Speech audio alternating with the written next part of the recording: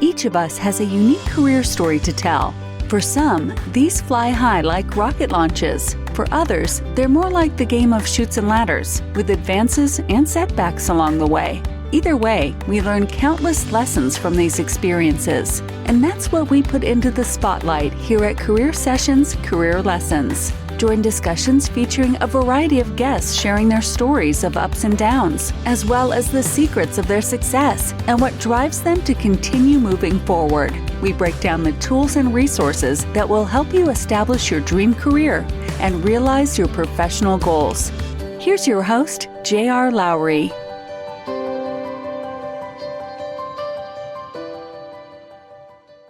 Hi, this is J.R. Lowry, and this is Career Sessions. Today, my guest is Janine Hirt, who I first met when I was working in London 7 years ago.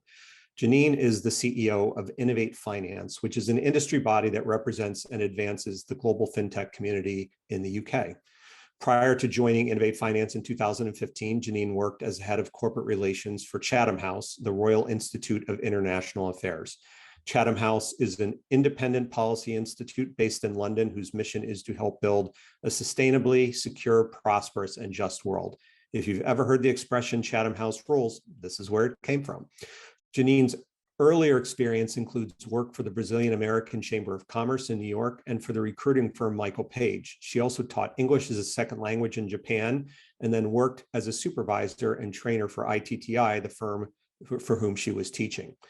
Janine earned her bachelor's degree in English and political science from Boston College and spent a year abroad at Oxford while an undergraduate. She earned a master's degree in international relations from the London School of Economics. She, her husband, and child all live in London. So Janine, welcome. Good to have you as a guest today. Thanks so much, JR, for having me. Yeah, so tell our audience a little bit about Innovate Finance, what your role is and who makes up your membership.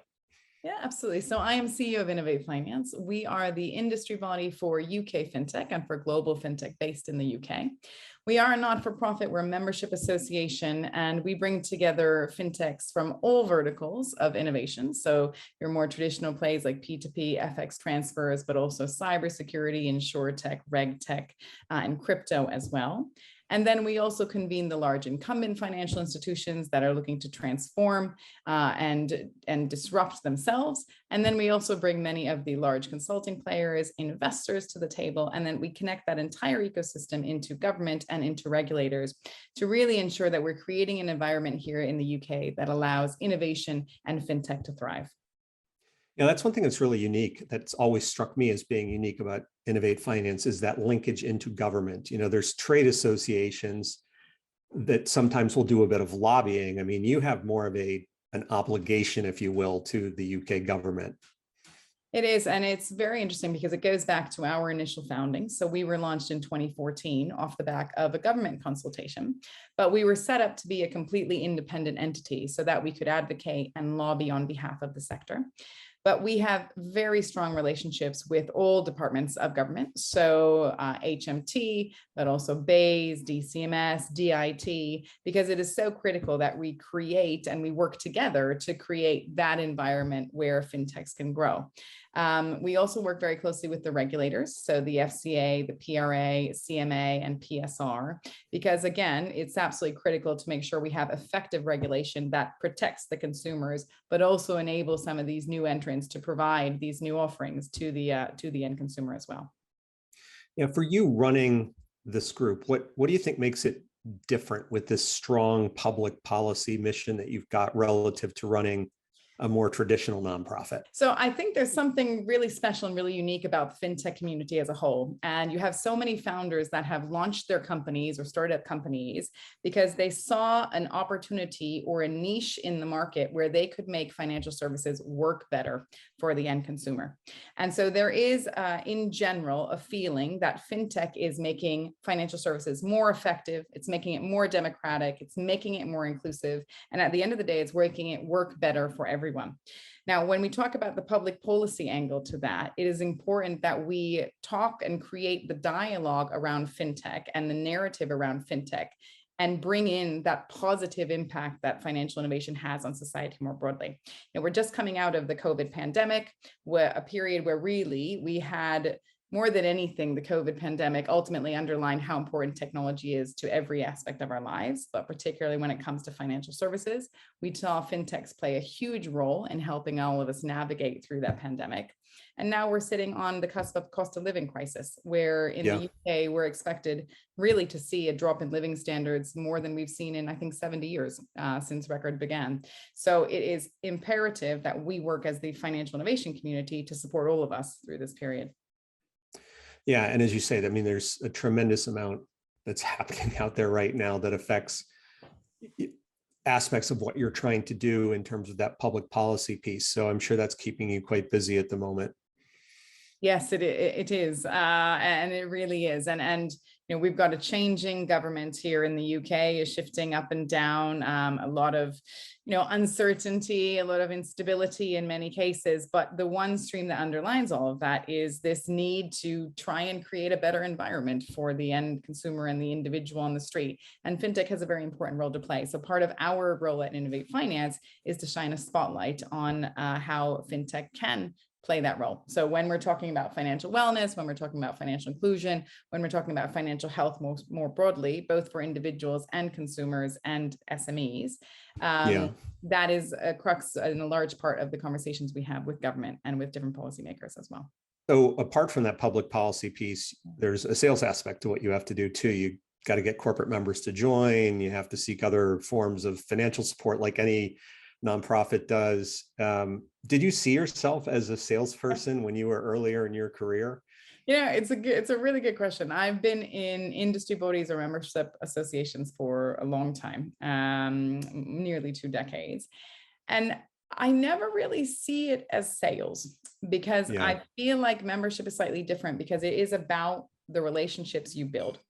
So if you can create a relationship where you're delivering the proposition and what you promised your members and your customers, then you are going to bring people to the table, and you're going to grow and expand your business and expand your membership base.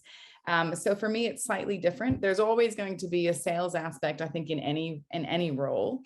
But it's not so much this hard sales concept. It's more about developing those relationships, making sure you understand what your member needs and wants and how you can help them, and then delivering on that. And by doing that, you will then expand and grow as an organization. So I think it's a softer sense in terms of business development, but it's very much down to the relationships. Yeah. True. What are the challenges that are affecting you as an organization at the moment? Yeah. I think one of the biggest challenges, and it's also a reason that Innovate Finance is so unique, is our broad diversity of members. So we have everyone from your 2-person shop that's starting up in a garage startup, and all the way on the other end of the extreme, we have the likes of your Schroders and your Lloyd's Bank and your JP Morgan. So making sure that we are able to cater across that broad diversity of membership is really important for us.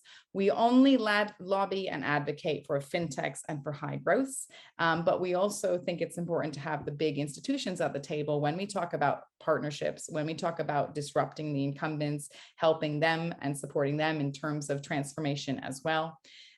It's even when you look at the high growth, we have the likes of Revolut and TransferWise and Monzo and many of the crypto players and Klarna as well. So making sure that we can cater to all of them on a public policy side, on an advocacy side, that's a lot of different areas and a lot of different verticals that we need to cater to. And we've only got less than 25 people on team as staff. Yeah, it's a small organization, and particularly given, as you say, all of the different verticals, you know, the DeFi, the InsurTech, the RegTech, banking, capital markets, asset management, you know, you rattled them all off earlier, probably better than I can right now. And so each of those spaces has their own unique things going on. You know, there is a common thread of finance, but other than that, it gets pretty different pretty quickly. And you and your team have to keep your arms around a pretty broad array of not just player types, but also sort of industry verticals. So what do you like most about what you're doing today? What's the part that's most enjoyable for you? It's always the people. It's always the people. So it's my team. We've got an amazing team of really passionate, driven, energetic people, but it's the members as well. I mean, the FinTech community here in the UK, but globally, has such incredible individuals driving it. And it's people that want to see change. It's people that are driven to see this change, that, again, as I said, are passionate. And the energy that comes from this community is just a real pleasure to work in every day. So I love it. Yeah. And it's all about the people for me. Yeah. Great. Good. Let's go back to the beginning. So where'd you grow up? I know you chose Boston College. How did you end up at Boston College, and why English and political science? So I grew up in Connecticut and New York, but I have an international sort of family. My father was a refugee from East Germany, went to Switzerland, met my mom, and they then moved over to the United States, where I grew up and was born and was raised there. I chose Boston College. I actually had looked at a lot of different universities, and I did an away night or a sleepover night, so that I just fell in love with the atmosphere of BC. And one of the reasons I loved it so much was that it had a core component about volunteering. So almost everyone that gets accepted into Boston College has spent some time volunteering or doing civil service or public service as well. And so there was really this strength of community at the school, and you could feel that just even from the first day. And I have to say, I had an amazing time there. We've got our 20th reunion coming up this year, and I'm really looking forward actually to going back, but it was wonderful. Yeah. Yeah. My most recent memory of Boston College is post Heartbreak Hill, running down the hill past the campus on the way into the city. And you're just thankful that you're, mostly downhill from there. Yeah, yes, exactly. Very true. Yeah. Yeah. And certainly from my time working at both Fidelity and State Street, huge Boston College contingents there in both those companies. Like a bit of a family, right? It was a really nice place to be. Yeah. I enjoyed it. Yeah. Good. So then you went and taught English in Japan immediately after school. So how did you end up there? Yeah, completely random. So I said after university, I really wanted to travel. I said, I don't really quite have the money to do as much traveling as I want to. So there was a recruitment session at Boston College for a Japanese company. It's the largest publishing company in Japan. And they were looking for individuals to come over and teach English. So I didn't speak a word of Japanese, really hadn't initially had any interest. And I went to this meeting and I got the job, and I said, I'm going to go. And so I went over to Japan. I taught English for a year there. The idea was to stay there for a year. I was promoted through the ranks. It was a large company, about 10,000 people, but I had a phenomenal opportunity and was put in place as the lead cultural and corporate trainer for the whole organization. So stayed for 4 years, trained several hundred people every year, both on how to engage in the organization and how to teach other children, but also I was their cultural trainer. So when they first came to Japan for 2 weeks, I was their sort of lifeline for those 2 weeks. And I had a fantastic experience. So really met lots of people from around the world, and also learned a lot of things about my own culture that I probably wouldn't have being in a different place. Yeah, it's true. When you're, I'm an expat, you're an expat, you hear your culture, your native culture reflected back at you, sometimes in ways you don't expect. I've been particularly amazed how many people outside of the US are obsessed with the idea of driving Route 66. This is so true. Yeah, absolutely. Very true. How did you find living in Japan when you were over there? I learned so much, and I really loved it. I think one of the parts that I enjoyed the most was the connection to nature that you feel when you're there. And the tradition, it comes out so strongly in every single day, and this value for life and for nature. And I really, really enjoyed it. So I stayed 3 extra years than I had planned. And it was a great experience. I think Japan at that time was also probably one of the most, or maybe last most isolated places in the world. So 99% of the population in Japan at that point in time was Japanese. So being a foreigner was really different. And for my first year, I lived in a small town about 3 hours north of Tokyo. And I was probably the only non-Japanese in that town of about 200,000 people or so. Wow. And, sometimes the young kids would see me and would scream because they'd not seen a white person before, which was always an experience. And sometimes the first couple of classes was just getting them used to my face. But, those kind of experiences are amazing and once in a lifetime, really. So.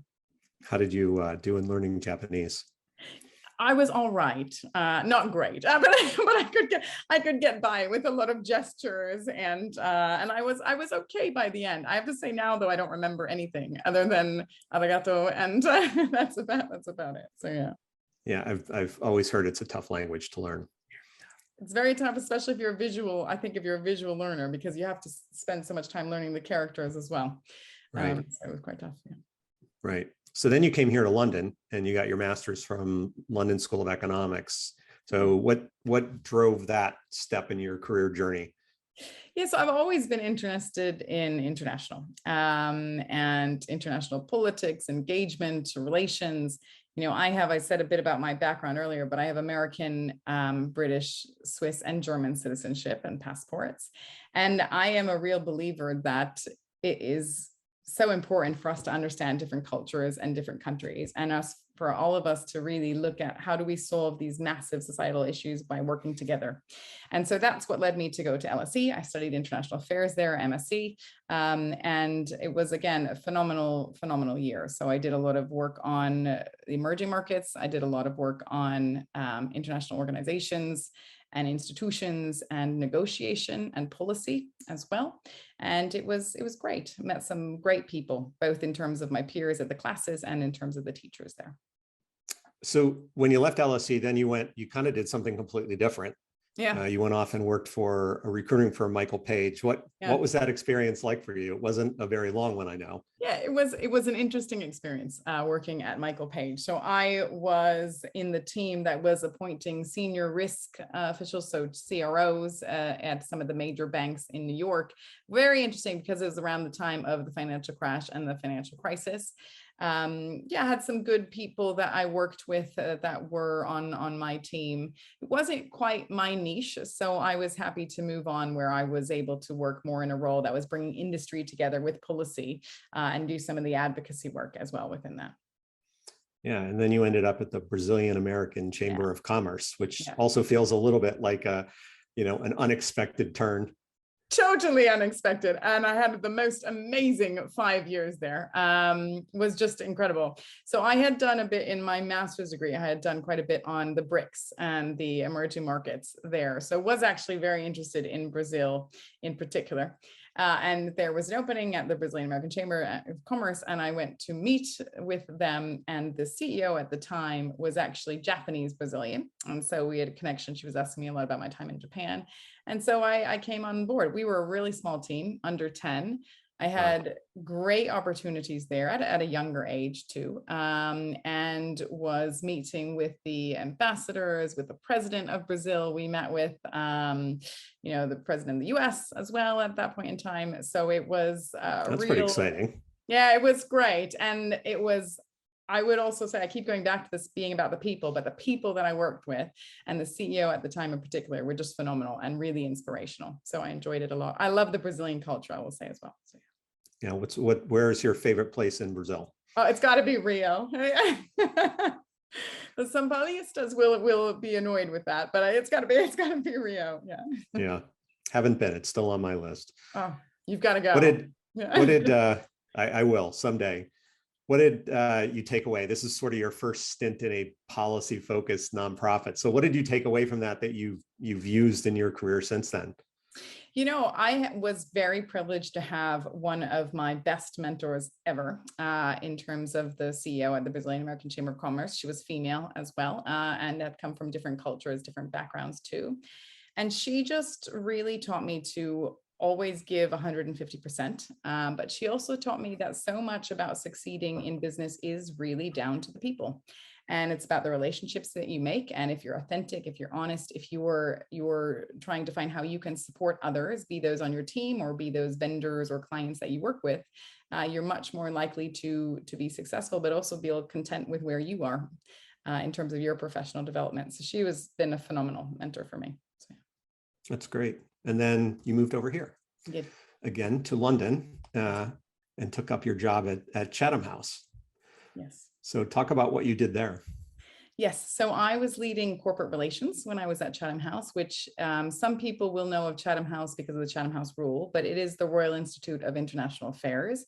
It's one of the leading think tanks in the UK, more than 100 years old, and it has driven a lot of the documentation and the advocacy work that goes into government thinking. And on the corporate relations side, we also were a membership organization. So I managed all of the corporate engagement that we had across all sectors. So yes, financial services, but also oil and gas, different industries as well, feeding into some of the work that we did. So once again, it was the cross section really between industry and policy, which has always been my passion, just like at the Brazilian American Chamber.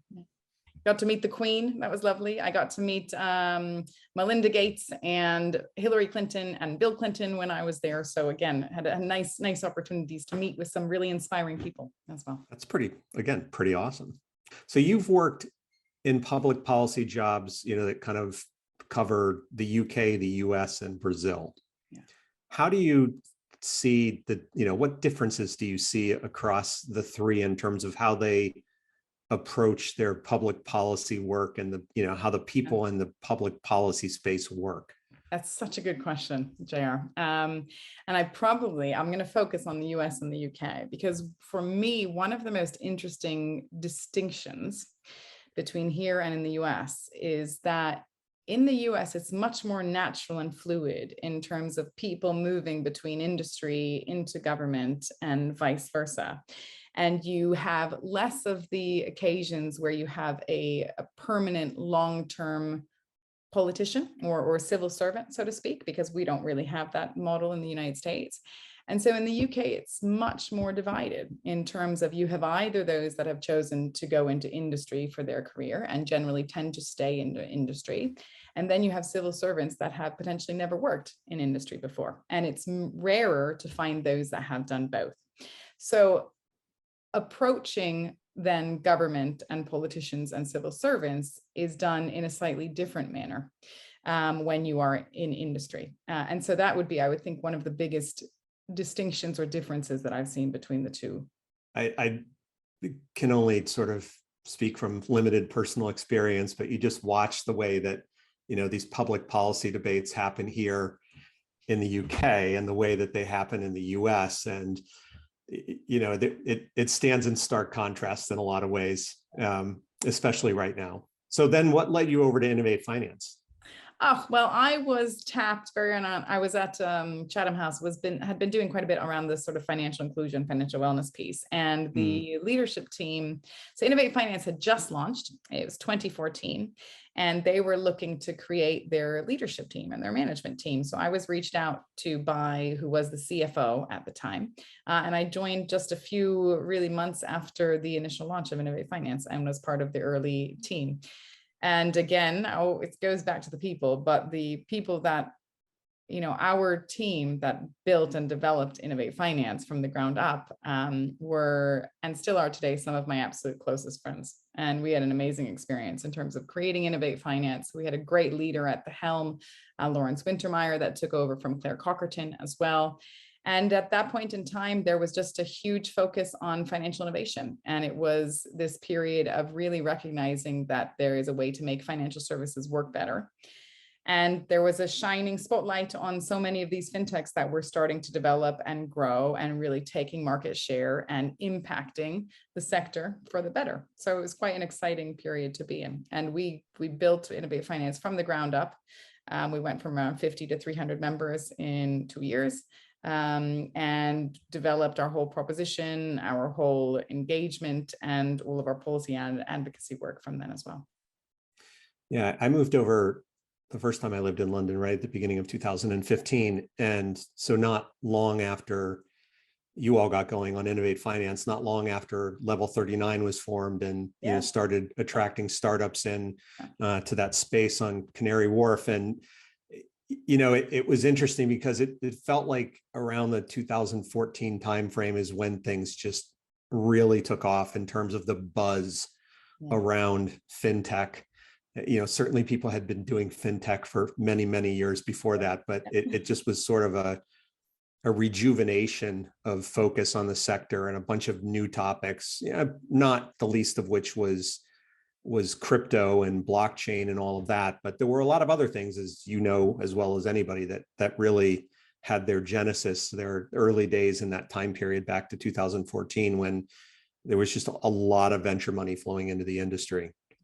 And I remember some of our conversations even back at that time, looking at how some of the larger organizations, the incumbent financial institutions, were trying to also transform and create those partnerships and bring that in-house talent in as well, and some of that expertise. So it was a really interesting time, still is, but really interesting at that point. Yeah.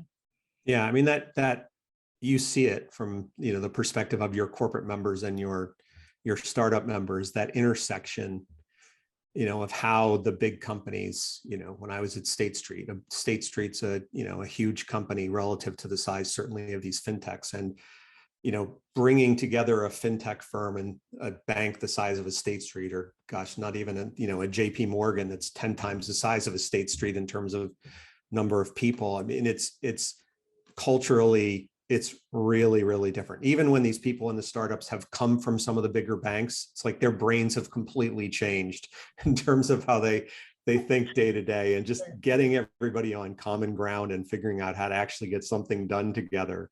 Setting aside, the investment piece, which is always somewhere in the conversation, but just figuring out how to actually get value out of the relationship and make it work and help them scale. It's hard. It's really hard. It's hard. Yeah. And I'm sure that dynamic plays out across, other industries that are going through these, big periods of technological upheaval with a thriving startup sector, and how the big companies are interacting with them. So yeah, it was definitely an interesting time to be involved in that back in that sort of 5-7 years ago timeframe. Yeah. So when you look back, I mean, you've got a long way to go still in your career, but, how would you say, have you been opportunistic? Have you been intentional? I mean, you've certainly conveyed a sense of being more opportunistic in our conversation thus far, but, do you feel like there were things that were very much part of your goals? The international relations focus might, be an example of that. Yeah, so I think for me, the most important thing is I want to always work in a place where I feel comfortable to be me. And I want to work with people that inspire me and that are optimistic and positive and upbeat, because I feel like we spend so much of our days in work and so much of our lives in work that why spend it doing anything else? So I've always wanted to be doing something where I feel I'm making a difference, but also with great people around me. In terms of sort of the opportunistic stance, I'm a big believer in taking risks. And I'm also a big believer in sometimes doing things that you might feel maybe not the most comfortable doing, but could lead to really positive outcomes. And I've done that even since when I picked up and moved to Japan. Was slightly uncertain. I think I was 20 or so at the time.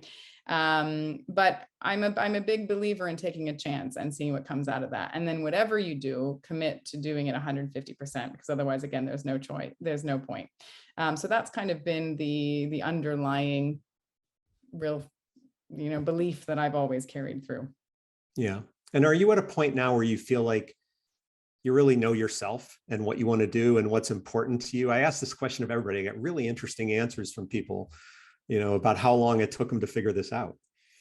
I mean, I'm still early on in my career journey, but I would say I'm pretty comfortable with where I am, because I'm also very open to saying I make mistakes. I'm a first-time CEO, so I'm very open to learning from people. I think the only way you can be successful is if you learn from people, and that's people that are ahead of you, so to speak, on the career ladder. So I have great relationships with my chair, Louise Smith, and my entire board, and a lot of mentors as well. But I also think it's important to learn from people that are more junior than you, because they bring different things to the table.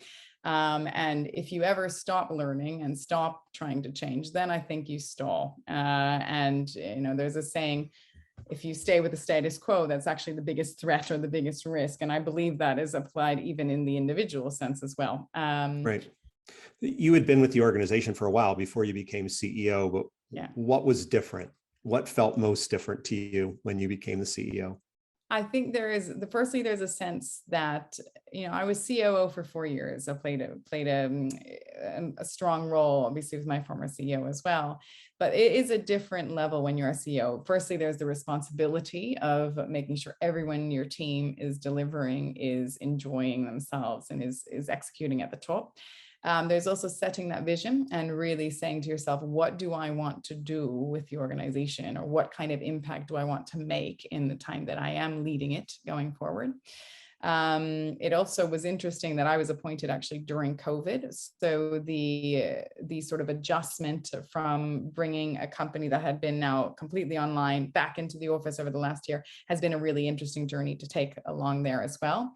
But for me, it's more the sense of making sure that you have a vision in place and can deliver and execute on that, and thinking about what you want to do and the impact you want to have in the short and the long term as well. Yeah. Are you willing to share any of the mistakes that you feel like you've made in your early days as CEO? So I think one of my Achilles heel in being CEO is I'm very sensitive. So I'm sometimes too sensitive. And there are instances where just have to make the decision, and sometimes it might not be necessarily a popular decision, or it may mean positive or negative things for certain individuals, but you have to make those decisions because it is for the benefit of the business, which then is for the benefit of all of the other employees. So I would say just making sure sort of having that ability was important for me. Yeah, and I think having conviction in that, what you're doing, you've thought it through, you're going to see it through. I see a lot of people who need more conviction, right? It's like one of those leadership traits that not enough people have, because if you can't make those tough calls, you are going to have to make tough calls. Yeah. And you have to get yourself comfortable with having faith that you are doing the best you can, making the best decision you can, and getting on with it. Yeah. And that's hard for people. It is. And actually, you've pointed on something else as well, because I think as CEO, it is sometimes a lonely job. And I can be actually an introvert and an extrovert, because I love people, but I also like having my own time. But I really like connecting with people. And sometimes I'm very lucky. I have an amazing chair and she's incredibly supportive. So I think I couldn't be as successful without that strong relationship. But at the end of the day, I'm still CEO and have to make some of these decisions. And that can be sometimes a bit lonely. So I think that's one of the big distinctions between moving from the COO, where you have a CEO to talk with about things and almost right, to then moving into the CEO role. Right. How do you talked about your chair a few times. How do you interact with your board, and how do you get value out of them in helping guide your path as an institution? Yeah, so I am so privileged because I've got an amazing board, and I know not all CEOs can say that. So I'm really, really lucky. My chair is an absolute inspiration, Louise Smith. So she's come from industry, but has had so much experience, is so passionate about culture, about driving positive culture, about diversity, about really financial wellness, financial health, financial inclusion as well. And we looked at our board and we said, where are some of the gaps that we need to fill? So we already have two phenomenal board members, Ian Anderson and Danny Lopez. Danny used to be U.S. Consul General to the U.S. Ian ran a Cicero group and is now the exec chairman there as well. So we have that great background, and we said we've got a couple gaps and a couple areas. So earlier this year, we brought on board Adam French, who was a former CEO of Scalable Capital and has understood what it's like to bring a company to real fruition and success. We brought on board Simon Lewis, who was CEO of an industry body, AFME, for nearly a decade. He's also Gordon Brown's communications director, so he's got sort of that experience too. And we brought Yvonne Bajella, who's an investor through Impact X, so investing specifically into startups, and some of those as FinTechs. And then when we brought on Parveen Kaur, who is with Lloyd's of London as head of operations there. So really bulked out, making sure we had the FinTech voice, making sure we had the industry body, making sure we had expertise on PR, expertise on international. And it's a great board. Who else do you tap into? So guidance. So I've been really lucky in my career in that I've had a lot of mentors that I've worked with throughout the years, and many of those have been former CEOs. So I'm able to talk with them for guidance, CEOs or CFOs in the past. The Innovate Finance alumni community, I have to say, is really important to me, because we all came together at a time, developed something, and just connected on such a high level. So I talk with a lot of them. They're all doing amazing things in different arenas. But also even some previous colleagues from the Brazil Chamber, other classmates and friends from London School of Economics or from Boston College. I've managed to keep a very strong network throughout the years. And I think that's really important that people do that. Because in those moments where you need different expertise or different feedback or just a different perspective, you can rely on the people that you trust. Yeah, it's very true. And it's easier than ever to keep your network up to date. Yeah. And I mean, they also know your weaknesses and your strengths, because it's important to know your weaknesses as well. And so the people that know you best will know that and will say, this is a weakness. So on that topic, what are you working on developing in yourself? What's top of the list right now? So, like I said, I'm quite sensitive. And so that's always, and I think part of that is coming through having lived in some different places. You become more sensitive to the differences and the adjustments. And there is some really great work that's been done on third culture kids. So kids that are growing up in countries where their parents aren't from, tends to make them a bit more sensitive to nuances. And that is a strength, but it also can be a weakness. So making sure that I'm able to balance that out and take some of the tough calls and take some of the tough decisions when I have to as a CEO is something that I'm working towards. You've talked about people and team a fair amount in our conversation. What do you look for in the people that you bring into the organization? What's most important to you? So you've got to have energy, and you've got to have drive, and you've got to be passionate, especially because we're a small organization. So I think potentially if you're in a larger organization, you need that less. But when it's small and when you really punch above your weight in the way that Innovate Finance does, you need everyone there to be someone who's giving 150%. And they don't have to be, they don't have to be gregarious, they can be quiet, etc., but still giving that full 150%.